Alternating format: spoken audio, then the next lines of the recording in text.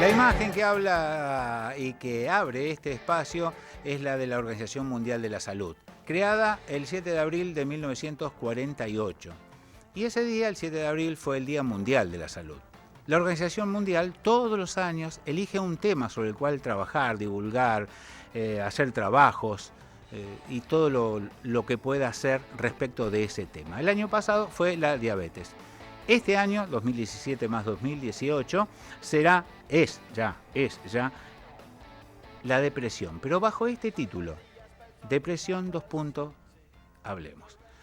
Nosotros ya hemos comenzado con este tema y hoy lo continuamos, pero en el ámbito más deportivo. Iremos tocando distintos aspectos de lo que significa esta gran palabra que engloba muchas cosas, muchas pequeñas, y que tiene una definición o una idea general que generalmente o habitualmente nos confunde un poco.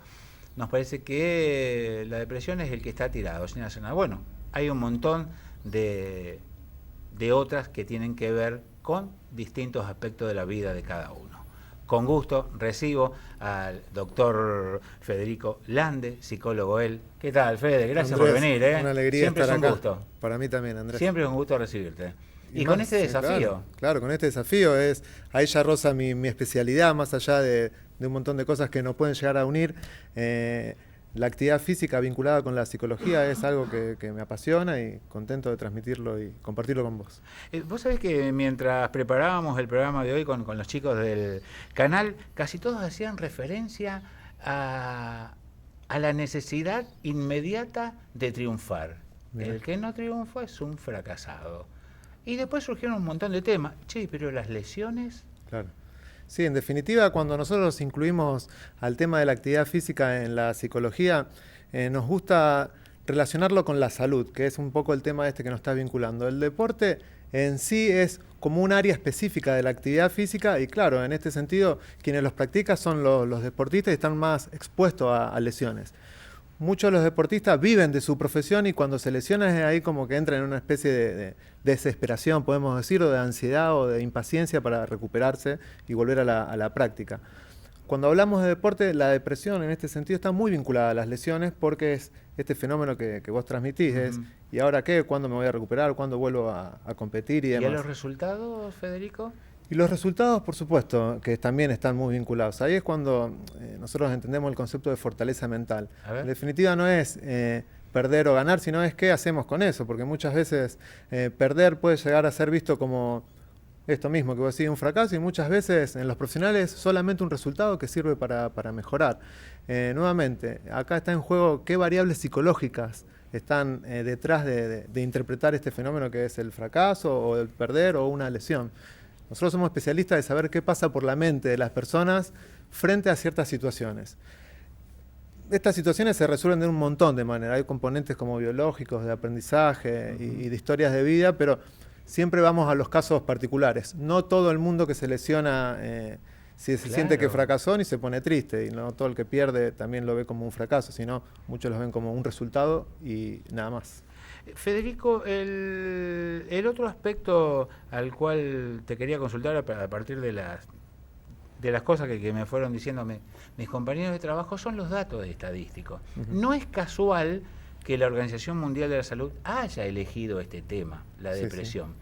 Sí. Es lo que más, la patología, para llamarla de alguna manera, que más ha crecido en los últimos 10 años y en los últimos 5 años. Claro, sí. Es la segunda causa de muerte en jóvenes de entre 15 y 29 años. La primera son los accidentes de tránsito. Claro. ¿Qué reflexión te merece?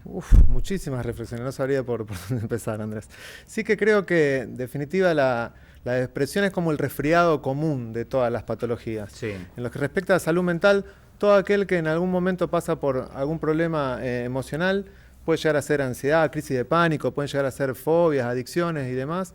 Viene en general acompañado con síntomas de tristeza o más severos como puede llegar a ser una depresión. O sea que me animo a decirte que la mayoría de los cuadros psicopatológicos vienen acompañándose de depresión. Esto no significa que el cuadro pueda llegar a ser entendido acompañando a otro, sino que puede ser un cuadro en sí mismo, ¿sí? La Organización Mundial de la Salud hace mucho que viene hablando de esto de la depresión como una epidemia. Es un concepto bastante fuerte. Sí que aumenta la incidencia o la prevalencia de depresión. Se viene estudiando muchísimo de por qué esto puede llegar a estar pasando, pero ya ahí respondemos a factores a lo mejor sociales.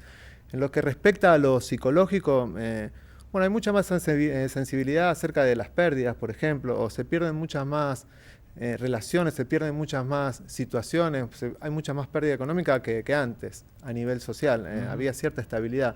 Hoy es todo tan inestable que en definitiva puede llegar a generar como una especie de sensación de pérdida o de duelo. No obstante, la depresión en sí misma no significa nada. Siempre está vinculada a algo. ¿Qué función tiene la tristeza? Porque la depresión o la tristeza, para llamarlo de alguna manera, como te digo, en sí no significa nada, pero si no me permite trabajar, si no me permite relacionarme como yo quiero, si no me permite disfrutar de las cosas que en general me han resultado placenteras, ahí ya podemos hablar de un cuadro psicopatológico de alguna manera. No obstante, el tiempo también hace que uno lo tenga como una alerta. Cuanto más tiempo dure esta tristeza o la depresión en sí, más peligrosa se puede llegar a tornar. Y ahí cuando ya empieza a vincularse con factores más de tipo médico. Por eso que la depresión no mata a nadie tampoco, sino que es un factor que predispone a otros factores que pueden llegar a ser ya ahí sí médicos, cardiológicos. De alguna manera los problemas cardiológicos están muy asociados a la depresión. ¿Ah, sí? ¿Por qué? Y se cree que un corazón débil sí, también responde a un corazón que no está fuerte en este sentido. Las personas que están tristes tienden a ser más sedentarias, que es un poquito el tema que nos convoca. Cuando uno habla... Qué bueno. La persona triste tiende a ser más sedentaria. Esto es lo que estamos investigando, sí. Los síntomas son un montón de la tristeza, ya lo hemos tocado o lo podemos hablar. Pero vemos una relación que existe entre estar triste y estar abatido, o estar cansado, o estar con fatiga, o no tener ganas de hacer ningún tipo de actividad. Ahí es donde empezamos a vincular, bueno, si el depresivo tiende a ser más sedentario y el sedentarismo está muy asociado a cuadros cardiológicos, por ejemplo, ahí es esta relación, depresión, sedentarismo, problemas cardiológicos de alguna forma. Entonces, parte de los tratamientos pueden llegar a ser basados en la actividad física. La actividad física fortalece el corazón, como fortalece a otros órganos. Y ahí cuando de alguna forma podemos empezar a prevenir problemas cardiológicos a través de la actividad física, y la actividad física permite prevenir o tratar la depresión. Es este entramado que tanto nos interesa de alguna manera. En el mundo de la competencia, imagino lo siguiente, Federico. Imagino una carrera que inician muchos, sea en un deporte colectivo o individual, sea en el fútbol, en el tenis, en natación, el deporte que usted quiera, con esta salvedad. Obvio es que aquellos que más difusión tienen crean más presiones sobre la gente, claro.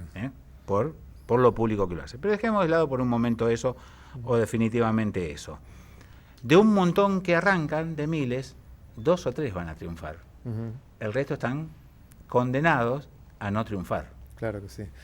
Bueno, el triunfo, ¿no? Como te decía, desde mi especialidad, que es lo poco que conozco o de lo que me dedico, siempre está la interpretación que hay detrás, o el significado que uno le da al fracaso. El fracaso no necesariamente tiene que generarte tristeza nuevamente, o depresión, sino que es una forma de entender esa actividad. Ahora, ¿cómo trabajar esto? Sería, y bueno, nuevamente, fortalecer algunas cuestiones. En principio, todas las actividades no son a todo o nada. Si no triunfo en esto, ya no me queda nada. Puede haber otras variables, puede haber otras formas de pensar en alguna actividad.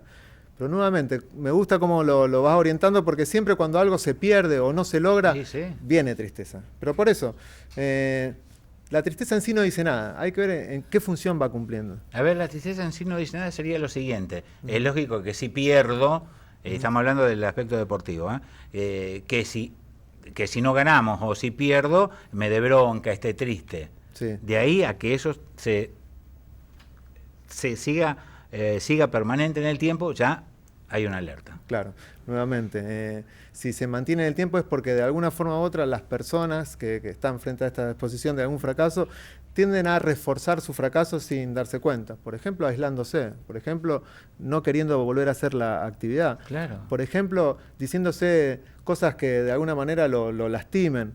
O, por ejemplo, escuchando de la realidad aquello que de alguna manera refuerza que se siente un fracasado, digamos. Se dan toda una serie de entramados y de aprendizajes internos que son difíciles de detectar en general, Pero lo que nosotros podemos decir es, nuevamente, trabajar los significados que el fracaso tiene, digamos. A ver, hay un ejemplo muy nuestro, muy de la región, que es Guillermo Coria, el extraordinario tenista. Extraordinario, me encantaba verlo. Bueno, que quedó en la historia como que fracasó, como que un día se le cruzó en su historia de competencia profesional y personal un loco que estaba condenado a ser un estúpido y le ganó, y él va a quedar en la historia, y yo, que era el bueno, no. Incluso él dice en un reportaje de hace poco, ese día me explotó la cabeza. Ese día, bueno, acá nuevamente los factores psicológicos, las interpretaciones que hay acerca de un punto, en definitiva, que puede jugarse como 5 centímetros lo separaron de la gloria. Yo no lo conozco a Guillermo, me parece una persona súper capaz, me encantaba verlo jugar, el mago Coria. Cosa. No obstante, yo no lo veo a él como un fracasado. Para nada. No, yo creo que tiene grandes emprendimientos que de alguna manera lo van sosteniendo. Por eso, nuevamente, ¿qué hizo él con esto? Y no solo eso, sino cómo lo resignifica. Porque él también, en su escuela, intenta explicar eso. ¿Me entendés? Sí. Cómo manejar los resultados. Entonces él como que capitalizó aquello que nosotros podemos entender como un fracaso, que lo habrá vivido en ese momento. Pero después con esto, a lo largo del tiempo, el paso del tiempo, a algunos los lleva a entrar en una profunda tristeza y a algunos los lleva, a través de esta fortaleza mental que nosotros decimos, a resignificar esta cuestión. Ahí es donde entramos los psicólogos. Pero nuevamente, Guillermo Coria puede ser un gran psicólogo para sus alumnos. Sin lugar a dudas. Todos somos psicólogos. Sin lugar a dudas. Porque tiene sensaciones, sentimientos y pensamientos que el común de la gente no los tiene. Absolutamente. Y transmitir eso es lo importante. Entonces, nuevamente, acá están las experiencias y cómo cada uno lo interpreta.